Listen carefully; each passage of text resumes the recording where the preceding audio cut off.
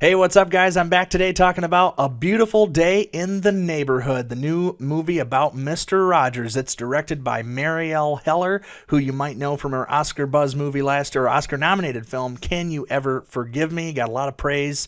I believe it was last year. And she's back behind the camera. Starring this movie is Tom Hanks playing the main character of Fred Rogers. You also have Matthew Rhys, and this movie catches on the popularity because there was kind of that documentary that came out, Won't You Be My Neighbor, which I highly recommend. It really tells the life story of Fred Rogers, and that was I don't normally do documentaries. I don't enjoy them necessarily, but I really did enjoy Won't You Be My Neighbor. It was just such a great story, a great life that was lived by Fred Rogers, and the impact that he had and what he was trying to do, and just kind of just such a good story to know, and what he was able to accomplish too, and just the kind of man he was.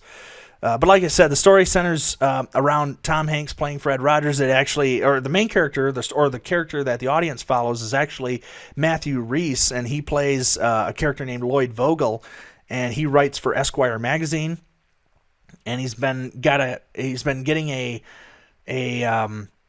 reputation for being a hit piece writer. Nobody wants to talk to him, so his editor says, go and talk to Fred Rogers. He's the only one that's willing to talk to you. And so he does, and then the movie kind of unfolds from there. Lloyd has got his own troubles. His father is played by Chris Cooper, who re-enters his life, and that causes, they have a history that we kind of experience a little bit. But in the meantime, he meets Fred Rogers and starts picking away and saying, is this guy real? Is this really real? And it's such a good format. I love the way Marielle Heller directs this movie and what she came up with. I was so worried because in the last few years I've really soured on biopics. I don't necessarily like them because it's always, the story is usually you're tied to a specific cradle to grave story of someone where you have to tell the certain events that happen, and sometimes those events may be dramatic, but then the rest of the story, there is no real drama in it. You're just watching events happen, and that's better suited for a documentary. Like in this case, this movie doesn't sit and tell you the complete life story of Fred Rogers. It shows you Fred Rogers through the eyes of another character, in this case, Lloyd Vogel. And I love that format, and it's based on a real interaction between a reporter and Fred Rogers that happened in 1998. And they actually shoot at the beginning of the film, they shoot you're almost in an episode of Mr. Rogers' Neighborhood, and it's very accurate to way the show. If any of you are like me and grew up watching Mr. Rogers, it transports you back into that time. And Tom Hanks is amazing. He continues to show why he's one of the best to ever have done the job or be in this business. He not only does it's not just an imitation. You just really feel he's living as Fred Rogers, and that's what he's supposed to do. At first I thought, okay, he captures the cadence of how he talks, but he also there's so much else going on that I think he was able to do, and it moved me. I think Hank says he peaked in the 90s, but I think he's still going really strong, and he proves it again here as Rogers. This was just a phenomenal performance by him, and Matthew Rhys is good too as Lloyd Vogel. As far as the criticisms, again, the family story with the writer can kind of be a little overdone sometimes. It didn't.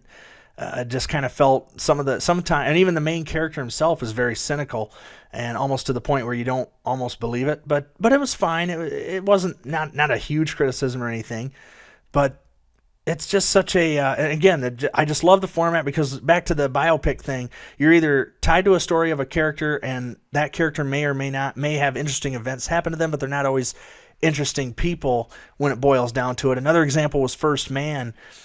Came out a couple of years ago about the moon landing. Neil Armstrong, he's an American hero. He accomplished a great thing, but other than that, he wasn't really that interesting of a character. He was pretty bland. It's not that he's uninteresting. It's just he was a very private person, very quiet person, very introverted. Didn't really share too much. It wasn't real flashy.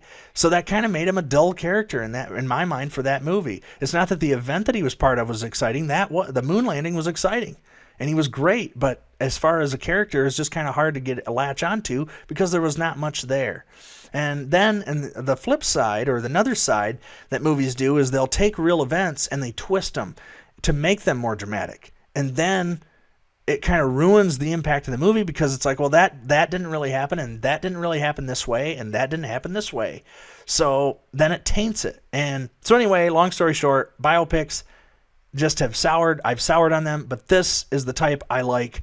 You actually, instead of seeing a cradle to grave story of the character or the person, you're seeing that person through the eyes of someone else. And I thought it was wonderfully executed by Marielle Heller, and again, great performance from Tom Hanks. Without him, this movie doesn't do anything, but Matthew Rhys brings a good performance too, and I can't, this is one of the best movies of the year. We're having a great last quarter of 2019. These great performances and great movies keep coming out.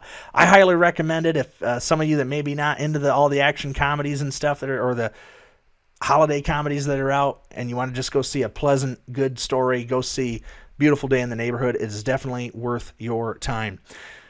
And if you would do me a favor, everybody, leave a comment down below, and I'd love to have a discussion about your experience. Did you like it? Did you not? Let's talk about it. But also, if you could hit the like and subscribe button, or the like and share button, that would really help me. And hit the subscribe button too. That way you'll be notified of all my future reviews here. And as we get into the fun holiday season of movies and everything else, we'll continue to talk movies and beyond. For now, I'll see you next time.